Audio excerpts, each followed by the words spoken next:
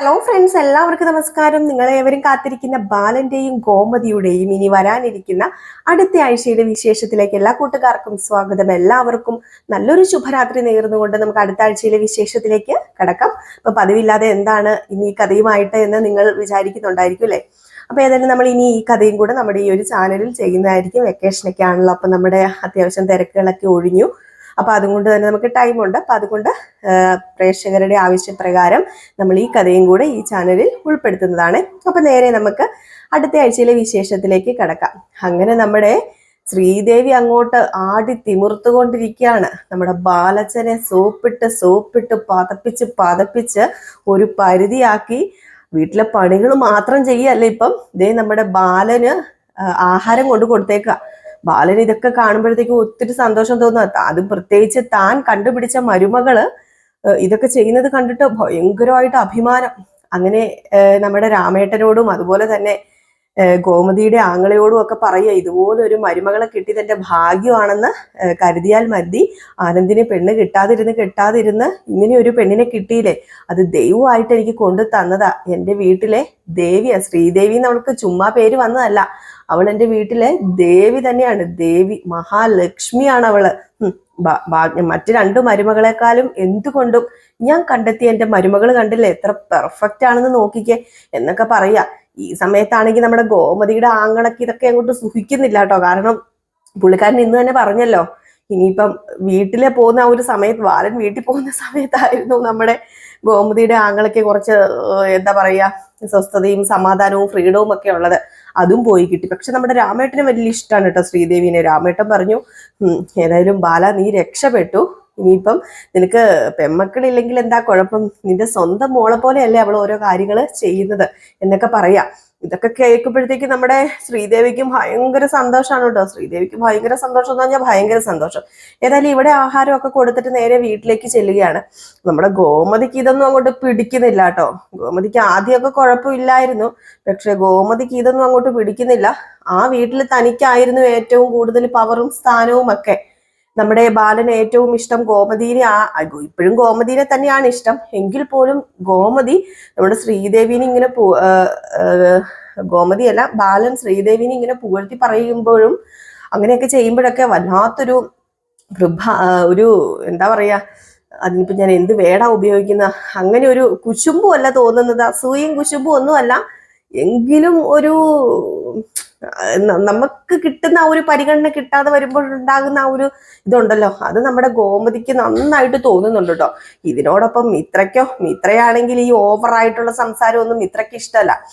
മിത്രയ്ക്ക് പക്ഷെ പറയാനും പറ്റത്തില്ലല്ലോ. അപ്പൊ മിത്ര പറയുന്നുണ്ട്, അപ്പച്ചി ഇതൊക്കെ കണ്ടു കഴിഞ്ഞപ്പോഴത്തേക്കും എനിക്ക് സത്യം പറഞ്ഞു കഴിഞ്ഞിട്ടുണ്ടെങ്കിൽ തരിച്ചു കയറി വരുന്നുണ്ട്. എന്തിനാ ശ്രീദേവി ചേച്ചി ഇങ്ങനെയൊക്കെ ചെയ്യുന്നു, ഇതിന്റെയൊക്കെ കാര്യമുണ്ടോ? അങ്ങോട്ട് കൊണ്ടുപോയി ഭക്ഷണം കൊടുക്കുക, അച്ഛൻ ഇവിടെ വന്ന് ഭക്ഷണം കഴിച്ചോളൂല്ലേ, പിന്നെ എന്തിനാ അങ്ങോട്ട് കൊണ്ട് ഭക്ഷണം കൊടുക്കുന്നതെന്നൊക്കെ ചോദിക്കുമ്പോ എനിക്കറിയില്ല, എന്നാന്ന് ആർക്കറിയാം. അപ്പോഴത്തേക്കാണെങ്കിൽ ശ്രീദേവി ഇതിനിടയിൽ ഓരോ കാര്യങ്ങളൊക്കെ ചെയ്യാനും എടുക്കാനും അടുക്കള ഭരണവും ഒക്കെ അങ്ങ് ഏറ്റെടുത്തേക്കുവാണല്ലോ. അപ്പൊ അതുകൊണ്ട് നമ്മുടെ ഗോമതിയും പറയുന്നുണ്ട്, എന്താണെന്നറിയില്ല അവള് കുറച്ച് ഓവറാന്നൊക്കെ പറയുന്നുണ്ട്. പിന്നെ സാരമില്ല പോട്ടെ എന്നുള്ള രീതിയിൽ, അന്ന് ഇഷ്ടക്കേടോ ഇഷ്ടക്കുറവോ ഒന്നും ഇല്ല കേട്ടോ.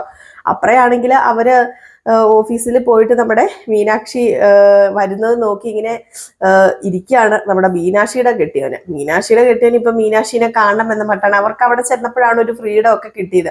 അപ്പൊ പെട്ടെന്ന് ഓഫീസ് കഴിഞ്ഞിട്ട് വരാനൊക്കെ നമ്മുടെ ആകാശ് വിളിച്ച് പറയുന്നുണ്ട്. അപ്പൊ അത് പ്രകാരം പെട്ടെന്ന് ഞാൻ വന്നേക്കാം, പെട്ടെന്ന് തന്നെ വരും, ഐ മിസ് യു എന്നൊക്കെ ഇങ്ങനെ പറയുന്ന ഒരു സീനൊക്കെ നിങ്ങൾ കണ്ടു കാണും. അപ്പം അതൊക്കെ നമ്മുടെ മീനൂട്ടി ഒരുപാട് ആസ്വദിക്കുന്നുണ്ട് കേട്ടോ. അറിയാലോ നമ്മുടെ ബാലന്റെ സ്വഭാവം അനുസരിച്ച് ഇത് ഇവിടെ ഒന്നും നടക്കില്ലെന്നറിയാം. പക്ഷെ അവർക്കിടയിൽ വീണ്ടും കട്ടുറുമ്പായിട്ട് നമ്മുടെ ബാലൻ ഫോൺ വിളിക്കുകയും എത്രയും പെട്ടെന്ന് തിരിച്ചു വരണമെന്ന് ആവശ്യപ്പെടുകയും, മതി നിങ്ങളുടെ കറക്കം നിർത്തിയിട്ട് പെട്ടെന്ന് തിരിച്ചു പോരണമെന്നും, ബാലന് എന്തോ ആവശ്യമായിട്ട് വേറെ എവിടെയോ പോകാനുണ്ടെന്നും, അപ്പം കടയിൽ ഏതായാലും ഒരാൾ വേണം, അതുകൊണ്ട് നീ എത്രയും പെട്ടെന്ന് വരണം എന്നൊക്കെ വിളിച്ച് പറയുന്നുണ്ട്. ഇവരൊന്ന് എൻജോയ് ചെയ്ത് ലൈഫ് ഒന്ന് എൻജോയ് ചെയ്ത് വന്നപ്പോഴത്തേക്കുമാണ് മീനൂട്ടിയാണെങ്കിൽ ആകാശ പൊക്കോ ഞാൻ വരുന്നില്ല, എനിക്ക് വേറെ പണിയില്ലേ വരാന്, ഞാൻ ഒരിക്കലും വരില്ല, ഇനിയിപ്പോൾ അവിടെ വന്നിട്ട് എന്നാ കാണിക്കാനാണ്, ഇവിടെ ഒന്ന് സ്വസ്ഥതയും സമാധാനത്തോടും കൂടി ഇരിക്കാന് നിങ്ങളുടെ അച്ഛൻ എന്താ സമ്മതിക്കാത്തത് ആകാശേ, എന്നെ കൊണ്ടൊന്നും പറയിപ്പിക്കരുതെന്നൊക്കെ മീനു പറയും. മീനുവിനൊരു സമാധാനം ഇല്ലാട്ടോ. മീനു കുറച്ച് സ്വസ്ഥതയും സമാധാനം കിട്ടൂല്ലോ ഓർത്താണ് സത്യത്തിൽ രണ്ടുപേരും ഇറങ്ങി തിരിച്ചത്. അവിടെയും ഒരു സ്വസ്ഥതയും സമാധാനവും കൊടുക്കുന്നില്ല. അത് മേടിക്കുക, ഈ ഷോപ്പിൽ പോ, ആ ഷോപ്പിൽ പോ, പിന്നെ പരിപ്പിനും എന്തോ സബോളയ്ക്കൊക്കെ വില കുറവാണെന്നൊക്കെ കേട്ടു. അപ്പൊ അത് അവിടെ ചെന്ന് അന്വേഷിക്കുക, ഇവിടെ ചെന്ന് അന്വേഷിക്കുന്നതൊക്കെ വീണ്ടും വീണ്ടും ഇങ്ങനെ വിളിച്ച് നമ്മുടെ ആകാശിനെ ശല്യം ചെയ്തുകൊണ്ടിരിക്കുകയാണ്. അപ്പൊ അതവിടെ നടക്കുമ്പോഴത്തേക്കുമാണ് നമ്മുടെ ട്യൂഷൻ സെന്ററിന്റെ കാര്യം ഇവിടെ നടക്കുന്നത്. മിത്ര ട്യൂഷൻ സെന്റർ എല്ലാം സെറ്റാക്കി വെച്ചു. അപ്പം അത് അപ്പുറത്ത് അറിഞ്ഞു. അപ്പുറത്ത് അവര് അറിഞ്ഞിട്ടത് വലിയൊരു വിഷയം തന്നെ ആക്കി തീർക്കുകയാണ്. അപ്പൊ അപ്പുറത്താണെങ്കിൽ നമ്മുടെ മിത്ര ട്യൂഷൻ എടുക്കുന്നതിനോടോ ട്യൂഷൻ സെന്റർ ഇവിടെ വരുന്നതിനോടോ വലിയ താല്പര്യമൊന്നുമില്ല. അപ്പൊ ഇത് നമ്മുടെ ബാലർ അറിഞ്ഞുകൊണ്ടാണ് ഇത് ചെയ്തതെന്ന് അറിയണമെന്നൊക്കെ പറഞ്ഞ് അവരവിടെ ഒരു വലിയ സംസാര വിഷയമാക്കുകയും ഈ ട്യൂഷൻ സെന്റർ മുന്നോട്ടേക്ക് കൊണ്ടുപോകാൻ സമ്മതിക്കാത്ത രീതിയിൽ ആക്കി തീർക്കുകയാണ് കേട്ടോ. പക്ഷെ ഇവിടെ നമ്മുടെ ശ്രീദേവിനെ കൊണ്ട് ട്യൂഷൻ എടുപ്പിക്കണം, ഇംഗ്ലീഷൊക്കെ ആണല്ലോ, പുള്ളിക്കാരി നന്നായിട്ട് പഠിച്ചിരിക്കുകയാണല്ലോ എന്നൊക്കെ ഓർത്തിട്ട് നമ്മുടെ ശ്രീദേവി പിള്ളേർ വന്നു കഴിയുമ്പോഴത്തേക്കും ശ്രീദേവിനെ കൊണ്ട് ട്യൂഷൻ എടുപ്പിക്കാൻ വേണ്ടി നമ്മുടെ മിത്ര വലിച്ചോണ്ട് വരിക ശ്രീദേവിനെ. ശ്രീദേവി പറയുന്നുണ്ട്, എനിക്കിപ്പോ സമയമില്ല, എനിക്കിത് അടുക്കള തക്കാളിക്കറി ഇരിക്കുന്നു, പരിപ്പിരിക്കുന്നു, മീനിരിക്കുന്നു, ഞാൻ അത് പോയി നോക്കട്ടെ മിത്ര, എന്നെ വിട്ടും മിത്ര എന്ന് പറഞ്ഞ് കയ്യിൽ നിന്നൊക്കെ പിടിപ്പിക്കാൻ നോക്കാണ്. എവിടെന്ന് നമ്മുടെ മിത്ര സമ്മതിക്കോ? അതെ, ഇവിടെ ഇരിക്കും ചേച്ചി കൂടെ ഉണ്ടല്ലോ, എനിക്ക് കുറച്ച് ഡൗട്ടൊക്കെ ഉണ്ട്, എനിക്ക് ഇംഗ്ലീഷ് വലിയ വശമൊന്നുമില്ല, ഏതായാലും ചേച്ചിയുടെ പേരും കൂടെ പറഞ്ഞിട്ട് ഞാൻ ഈ ട്യൂഷനോ ഇപ്പൊ എല്ലാവരെയും വിളിച്ച് കുട്ടികളെയൊക്കെ കൊണ്ടുവന്ന് ഇരുത്തിയേക്കുന്നത്, അതുകൊണ്ട് ചേച്ചിയും കൂടി ഇവിടെ ഇരിക്കാൻ പറയുമ്പോ അയ്യോ ദേ മിത്ര കുക്കറിൽ നിന്ന് ഫിസില് വരുന്നു എന്നും പറഞ്ഞ് നമ്മുടെ ശ്രീദേവി ഓടുകയാണ്. പാവം 10ാം ക്ലാസ്സിൽ ഡിസ്കോ ആയിട്ടിരിക്കുന്നത് നമ്മുടെ ശ്രീദേവിക്ക് എടുക്കാൻ പറ്റുമോ ട്യൂഷൻ? പക്ഷെ പൊങ്ങച്ചത്തിനും ഇതിനൊന്നും ഒരു ദാരിദ്ര്യവും ഇല്ല നമ്മുടെ ശ്രീദേവിക്ക്. അങ്ങനെ ശ്രീദേവി പോന്നു. അപ്പൊ ഇതിനിടയിലാണെങ്കിൽ നമ്മുടെ ആനന്ദിന് ഭയങ്കര സന്തോഷം കേട്ടോ. നമ്മുടെ ശ്രീദേവി ഇങ്ങനെ ആഹാരം കൊണ്ട് കൊടുത്തതും അതും ഇതുമൊക്കെ കാണുമ്പോഴത്തേക്കും നമ്മുടെ ആനന്ദിന് ഭയങ്കര സന്തോഷം. ആനന്ദാണെങ്കിൽ എൻ്റെ സങ്കല്പത്തിൽ ഒരു ഭാര്യയായിട്ട് തന്നെയാ, എൻ്റെ സങ്കല്പത്തിൽ ഇങ്ങനെ ഒരാളായിരുന്നു ശ്രീദേവി. നീ ഇങ്ങനെയൊക്കെ ചെയ്യുന്നത് കണ്ടിട്ട് എനിക്ക് ഒരുപാട് സന്തോഷം തോന്നുക. ഞാൻ വിവാഹം കഴിക്കാൻ ഒരുപാട് താമസിച്ചു, എൻ്റെ അനിയന്മാർ 2ഉം വിവാഹം കഴിച്ചു. പക്ഷെ ഞാൻ ഒരുപാട് താമസിച്ചിട്ടാണെങ്കിലും ദൈവം എനിക്ക് ഒരുക്കി വെച്ചത് ഇതുപോലൊരു പെണ്ണിനെ ആയിരുന്നുവല്ലോ. പഠിപ്പില്, കുക്കിങ്ങില്, വീട്ടിലെ കാര്യങ്ങൾ നോക്കാൻ, എല്ലാത്തിലും നീ മിടിക്കുകയാണല്ലോ ശ്രീദേവി എന്ന് പറഞ്ഞുകൊണ്ട് നമ്മളെ ദേവീനെ അങ്ങ് പൊക്കുകയാണ്. ഏതായാലും ശ്രീദേവി ഇതൊക്കെ കേൾക്കുമ്പോഴത്തേക്കും അത് പിന്നെ ഇതെല്ലാം നിങ്ങൾക്ക് വേണ്ടിയല്ലേ ഞാൻ ചെയ്യുന്നത്, അതുമാത്രമല്ല എനിക്കിതൊക്കെ ചെയ്യാൻ ഭയങ്കര ഇഷ്ടമാണ്, പ്രത്യേകിച്ച് ആനന്ദിന് ഇഷ്ടപ്പെട്ട സാധനങ്ങളൊക്കെ ഉണ്ടാക്കി തരണമെന്ന് എൻ്റെ ആഗ്രഹം. ഇനിയും അങ്ങോട്ടേക്ക് ഞാൻ എന്നും കടയിൽ ആഹാരം കൊണ്ടുവരും. അയ്യോ അതൊക്കെ മോളെ നിനക്കൊരു ബുദ്ധിമുട്ടാവില്ലെന്ന് ചോദിക്കുമ്പോൾ എവിടെന്ന് ഒരു ബുദ്ധിമുട്ടും ഇല്ല, വേണമെങ്കിൽ കടയിലെ കാര്യങ്ങൾ മുഴുവൻ ഞാൻ കൈകാര്യം ചെയ്യാൻ റെഡിയാ. ഞാൻ കടയിൽ വന്നപ്പോൾ എല്ലാം നോക്കി വെച്ചിട്ടാ പോകുന്നത്. ഇനിയിപ്പം നല്ല കടയിൽ നല്ല നീറ്റായിട്ട് നമുക്ക് എല്ലാം അടുക്കി പിറക്കി ഒതുക്കിയൊക്കെ വെക്കണം. അത് മാത്രമല്ല കച്ചവടം നല്ല രീതിയിൽ തന്നെ കൊണ്ടുപോകാൻ വേണ്ടിയേ ഞാൻ കുറച്ച് പരിശ്രമിക്കുന്നുണ്ട്. എൻ്റെ കുറച്ച് നുടുങ്ങു വിദ്യകളും പൊടിക്കൈയൊക്കെ ഉണ്ട് കേട്ടോ എന്ന് പറയുമ്പം ആണോ, അതിലും നീ എക്സ്പെർട്ട് ആണോ എന്നിങ്ങനെ നമ്മുടെ ആനന്ദ് ചോദിക്കുമ്പോഴത്തേക്കും പിന്നെ അതിലും ഞാൻ നല്ല എക്സ്പെർട്ടാണ്, എനിക്കിതിനെക്കുറിച്ചൊക്കെ നല്ല ഒരു അറിവും ബോധ്യവും ഒക്കെ ഉണ്ട്. ഞങ്ങൾ പണ്ട് മുതലേ ബിസിനസ് ആയിരുന്നുവല്ലോ, ബിസിനസ്സിനോട് എനിക്ക് ഭയങ്കര താല്പര്യമായിരുന്നു. പിന്നെ ഞങ്ങളുടെ വീട്ടില് ബിസിനസ് എന്നെ ചെയ്യാനൊന്നും വിടത്തില്ലായിരുന്നല്ലോ എന്നൊക്കെ ഉള്ള രീതിയിൽ ഇങ്ങനെ സംസാരിച്ച് വിടുകയാണ്. ഗോമതിക്കാണെങ്കിൽ കലി വരുമോ, പിറ്റേ ദിവസവും ഈ കെട്ടിപ്പറക്കി അങ്ങോട്ടേക്ക് പോവുകയാണല്ലോ, കെട്ടിപ്പറക്കി എല്ലാ സാധനവും കൊണ്ട് അങ്ങോട്ടേക്ക് പോകുമ്പം നമ്മുടെ ഗോമതിയുടെ വിലയും ഡിമാൻഡും പോവാ. ബാലൻ വന്ന് പറയാണ് ഗോമതിയോട്, കണ്ടു പഠിക്കടി, ഇത്രയും നാളൊരു കട വെച്ചുകൊണ്ട് ഞാനിരുന്നിട്ട് ഇവിടെ ഉച്ചയ്ക്ക് ഭക്ഷണം കൊണ്ടുതരാൻ ആരും ഇല്ലായിരുന്നു, ഇപ്പൊ നോക്കിക്ക് ഉച്ചയ്ക്ക് ഭക്ഷണം കൊണ്ടുതരുന്നു, വിളമ്പി തരുന്നു, ആ കൊച്ചിനെ കണ്ട് പഠിക്ക് ഗോമതിന്ന്. ഗോമതി ഇത് കേട്ടാ സഹിക്കുവോ? ഗോമതിക്ക് കലി വന്നില്ലേ.